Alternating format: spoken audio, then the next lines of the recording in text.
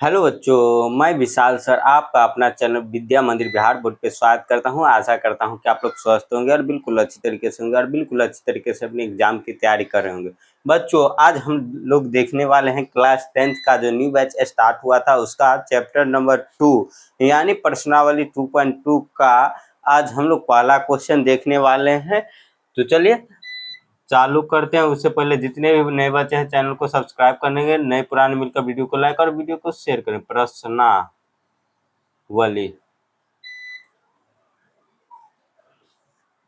2.2 प्रश्नावली 2.2 देखने वाले हैं। और प्रश्नावली 2.2 में क्या है, तो द्विघात समीकरण दिया गया है। द्विघात समीकरण का अर्थ क्या होता है, तो द्विघात समीकरण जिसका घात, द्विघात समीकरण क्या होता है, तो जिसका घात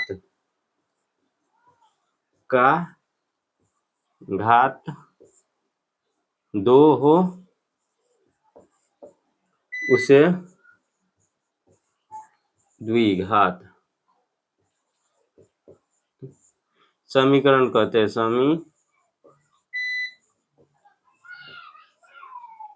कहते हैं। जैसे में क्या है, तो जैसे में आप लोग देखेंगे क्या आ जाएगा, 2x² प्लस x प्लस का 7, ये एक प्रकार का द्विघात समीकरण का इस प्रकार का एक द्विघात समीकरण है। द्विघात समीकरण का व्यापक रूप कैसा होता है, तो चलिए द्विघात समीकरण का व्यापक रूप ही देख लेते हैं। उसके बाद हम क्या करेंगे, तो जो बुक में जो क्वेश्चन दिया गया है उसको सॉल्व करेंगे। यहाँ द्विघात समीकरण क्या होता है, जिसका घात 2 हो उसे द्विघात समीकरण कहेंगे। यानी जिसमें x का अधिकतम घात, यानी x का जितना अधिकतम पावर होगा उतना ही वो घात होगा। जैसे क्या है, x के पावर कहीं पे 3 रहता है तो त्रिघात समीकरण हो जाएगा, 4 आ जाएगा तो चतुर्घात समीकरण हो जाएगा। इस प्रकार से जितना पावर बढ़ते जाएगा उतना ही क्या आ जाएगा, तो यह समीकरण का मान भी, यानी समीकरण भी बढ़ता चला जाएगा। यहाँ पे x का मान 2 है, यानी x का पावर 2 दिया गया है, तो यह द्विघात समीकरण है। और यहाँ पे सिर्फ नॉर्मल x दिया गया है, तो ये क्या है, तो रेखिक समीकरण या एक घात समीकरण कहेंगे। यानी ये रेखिक समीकरण हो जाएगा। ये क्या है, तो इसमें घात नहीं दिया गया है, इसलिए यह रेखिक समीकरण हो जाएगा। यानी यह एक घातीय समीकरण हो जाएगा। और यहाँ से यानी 2 घात होगा तो द्विघात समीकरण, 3 घात होगा तो त्रिघात समीकरण, इस प्रकार से आगे चल जाएगा। तो ये क्या देख लेते हैं, ये द्विघात समीकरण का व्यापक रूप किस प्रकार से होता है, तो ax² प्लस bx प्लस का c बराबर 0, यह क्या होता है, तो द्विघात समीकरण का व्यापक रूप होता है। व्यापक रूप होता है। रूप ये क्या होता है, द्विघात समीकरण का व्यापक रूप होता है। और द्विघात समीकरण का यह परिभाषा होता है, जिसका घात 2 हो उसे द्विघात समीकरण कहेंगे। यानी वैसा समीकरण जिसका घात 2 हो उसे हम लोग क्या कहेंगे, तो द्विघात समीकरण कहेंगे। आप लोग इसका स्क्रीनशॉट लेंगे तो स्क्रीनशॉट ले लीजिएगा। उससे पहले हम क्या बता देते, तो आप लोग को 2 फार्मूला भी बता देते। इस चैप्टर में आप लोग को यूज करने को मिलेगा। क्या हो जाएगा, अल्फा प्लस बीटा। क्या द्विघात समीकरण का एक सूत्र होता है, अल्फा प्लस बीटा बराबर का -b/a। और एक क्या हो जाता है, तो अल्फा इंटू बीटा बराबर का c/a। यह हम लोग का एक फार्मूला होता है। क्या हो जाता है, फार्मूला क्या आ जाता है, सूत्र हो जाता है। सूत्र यानी फार्मूला हो जाता है। इस फार्मूला के सहायता से हम लोग क्या करेंगे, तो जांचेंगे कि मूल यानी जो शून्यक जो होता है वह सही है कि नहीं, यानी शून्यक निकालेंगे। और इस चैप्टर में हमें क्या कहा जा रहा है, शून्यक निकालने के लिए द्विघात समीकरण में जो x का मान है वो x का मान निकालने के लिए, और x का मान जो इस विधि से निकालते हैं, इस विधि से चेक करने के लिए, यानी गुणनखंड विधि से निकाल कर ये जो फार्मूला वाला विधि है उससे चेक करके बताना है कि यह उस नियम को पालन करता है कि नहीं, यानी द्विघात समीकरण है या नहीं, ये हम लोग को चेक करना है। तो चलिए इसका आप लोग स्क्रीनशॉट ले लीजिएगा। ले लिए, चलिए मिटाते हैं और आगे बढ़ते हैं।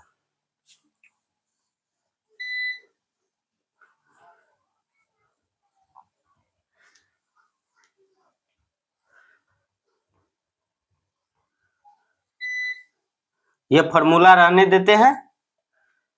क्वेश्चन आप लोग पढ़ेंगे द्विघात समीकरण वाला जो क्वेश्चन इसी चैप्टर में है, जो प्रश्नावली 2.2 है उसमें। तो चलिए हम लोग क्वेश्चन पढ़ते हैं। पहला क्वेश्चन क्या है प्रश्नावली 2.2 का, निम्न द्विघात बहुपदों के शून्य ज्ञात करें। यानी शून्य ज्ञात करने के लिए, यानी x का मान ज्ञात करने के लिए कहा जा रहा है, और शून्यकों तथा गुणनखंडों के बीच के संबंध की सत्यता की जांच कीजिए। यानी सत्यता की जांच करने के लिए क्या कहा जा रहा है, जो यानी शून्य और गुणनखंड जो है, यानी ये जो शून्य निकालने का फॉर्मूला है, या जो पहला शून्य और दूसरा शून्य, यानी दो शून्य द्विघात समीकरण में आता है, तो दोनों शून्य यानी अल्फा एक शून्य हो जाएगा और एक बीटा हो जाएगा शून्य। इस दोनों शून्य को क्या करने के लिए कहा जा रहा है, गुणनखंड विधि द्वारा जो शून्य निकलता है उससे जांच करने के लिए कहा जा रहा है। तो चलिए हम लोग पहला क्वेश्चन लिखते हैं। पहला का पहला प्रश्नावली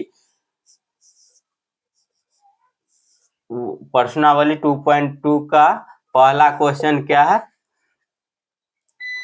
एक्स स्क्वायर माइनस का 2x माइनस का 8, यह हम लोग का पहला क्वेश्चन है।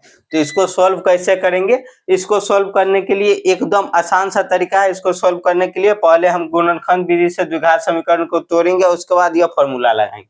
तो लिखेंगे हल। और आप लोग को बताए थे कि एपी का व्यापक रूप कैसा होता है। तो जहाँ पे क्या होता है, जो बहुपद दिया रहता है उसके आगे शून्य बराबर लगा के शून्य दे देते हैं, तो वह एपी के व्यापक रूप में चल जाता है। तो एक्स स्क्वायर माइनस का 8 बराबर का 0 दे देंगे। क्या दे देंगे? 0।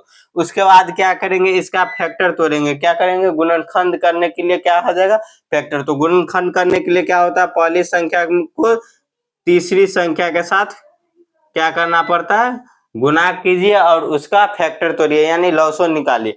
पहली संख्या और तीसरी संख्या जो होता है, यानी सी का मान जो होता है, उसको आप लोग क्या करेंगे, गुना करेंगे और उसका फैक्टर तोड़ेंगे। यानी 8 जो है, 8 को 1 से गुना करें, यहाँ पे कुछ भी नहीं रहता है तो एक पीछे छुपा रहता है। तो 8 को 1 से गुना करेंगे तो 8 होगा, और उसका फैक्टर तोड़ेंगे तो क्या आ जाएगा, 2 से लगाएंगे तो 4, फिर 2 से लगाएंगे तो 2, इस प्रकार से आ जाएगा। यानी ये जो 3 2 आया है उसको हम लोग को क्या करना है, जोड़कर या घटाकर क्या करना है, इसमें माइनस का 2 लाना है। यह पहला क्वेश्चन है इस चैप्टर का। तो इसमें थोड़ा हम अच्छी तरीके से समझाते हैं।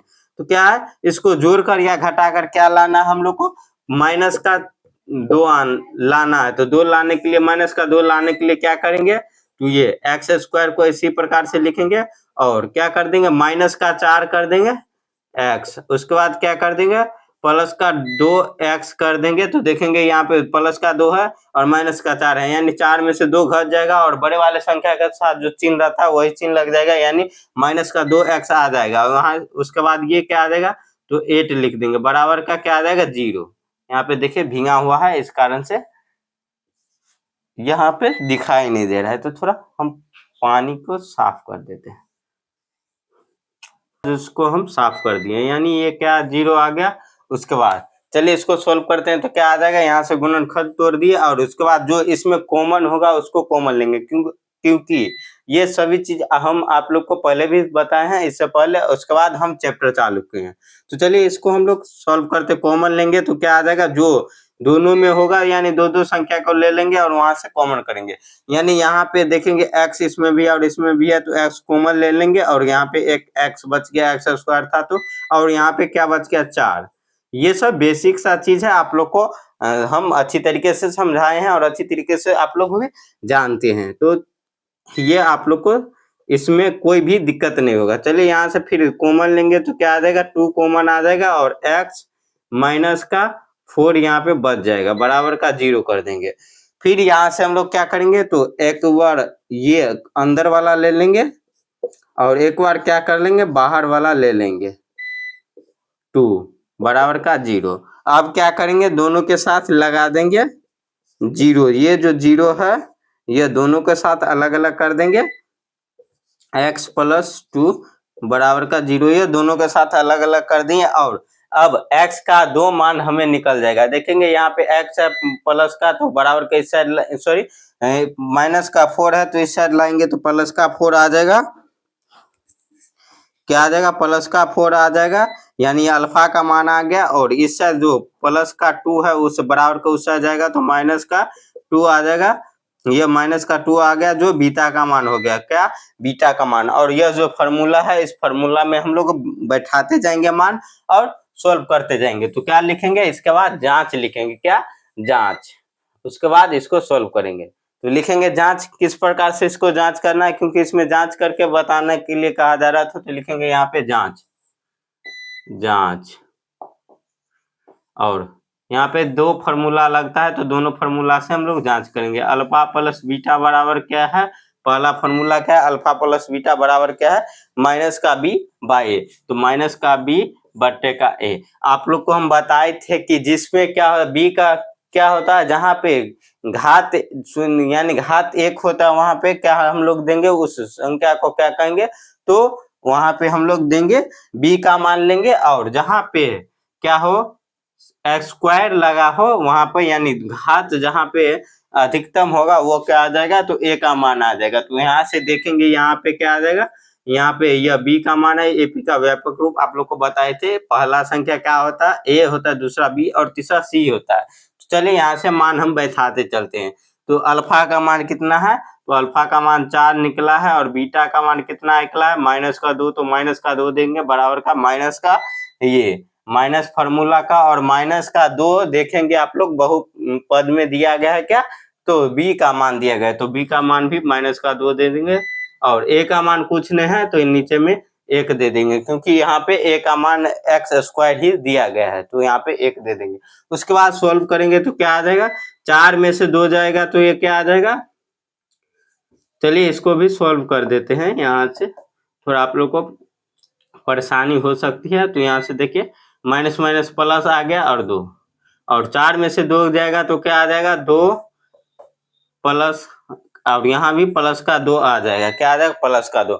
यानी इसको काटने पर 0 आ रहा है, या आप लोग देखेंगे तो यह दोनों संख्या भी क्या आ रहा है, दोनों संख्या बराबर आ रहा है, यानी दोनों को काटने पर 0 आ जाएगा, क्योंकि हम 0 मान रखकर यहाँ से मान निकाले थे गुणनखंड विधि में, इसीलिए हम इन दोनों को काट कर 0 लाए, और 0 आ गया है, तो हमारा क्या है, यह जांच सही होगा। चलिए एक और जांच है, यानी अल्फा इंटू बीटा के माध्यम से हम लोग कर लेते हैं। अल्फा इंटू बीटा वाला जो सूत्र है, उसके उपयोग से यहाँ पे सॉल्व कर लेते हैं। तो अल्फा इंटू बीटा बराबर क्या होता है, अल्फा इंटू बीटा बराबर सी बाय ए, यह हम लोग का फॉर्मूला होता है। तो वहां से हम लोग सॉल्व कर लेते हैं। तो क्या आ जाएगा, यहाँ से सॉल्व करने पर अल्फा इंटू बीटा का मान देंगे। अल्फा का मान है 4, तो 4 देंगे, और बीटा का मान कितना है, गुने माइनस का 2, बराबर का सी का मान कितना है, तो माइनस का 8 है, क्या सी का मान माइनस का 8 है, और 1 के जगह पर कुछ रहे हैं तो कुछ नहीं, आराम से 1 दे देंगे। अब गुना करेंगे तो माइनस का 8 बराबर का माइनस का 8 है, देखें तो यहाँ से ये कट गया, तो यह 0, यहाँ भी 0 आ गया, यहाँ भी 0 आ गया, यानी ये जो बहुपद है यह सही है। क्या, यह जो बहुपद है, यह द्विघात जो बहुपद है वो बिल्कुल सही है। आशा करता हूँ ये सारी क्वेश्चन आप लोग को समझ में आया होगा, और ये सारी क्वेश्चन आप लोग को बहुत ही अच्छी तरीके से समझ में आया होगा। और हम कुछ दिनों से अभी क्लास नहीं ले रहे थे, इस कारण से आज हम छोटा सा ही वीडियो लिए हैं, यानी एक क्वेश्चन का वीडियो लिए हैं। इसके बाद हम रेगुलर क्लास करेंगे, और रेगुलर आप लोग के साथ क्या करेंगे, तो थोड़ा बड़ा बड़ा वीडियो डालते चले जाएंगे। यानी इसका जो दूसरा क्वेश्चन, तीसरा क्वेश्चन है, इसमें 5 क्वेश्चन है। प्रश्नावली 2.2 में पहला क्वेश्चन में 5 क्वेश्चन है। पहला क्वेश्चन हम अभी बता दिए, और कल से हम प्रत्येक क्वेश्चन को सॉल्व करते चलेंगे, और थोड़ा ज्यादा टाइम देंगे। आज कुछ दिनों बाद हम वीडियो लाए हैं, इस कारण से क्या है, तो छोटा सा वीडियो रखें, ताकि सभी बच्चे को अप टू डेट मिल जाए कि सर फिर से पढ़ाना चालू कर दें, और सभी बच्चे जुड़ जाए और अच्छी तरीके से अपने एग्जाम की तैयारी करने लगे। चलिए आज के लिए बस इतना ही, मिलते हैं आप लोग के साथ अगले वीडियो में।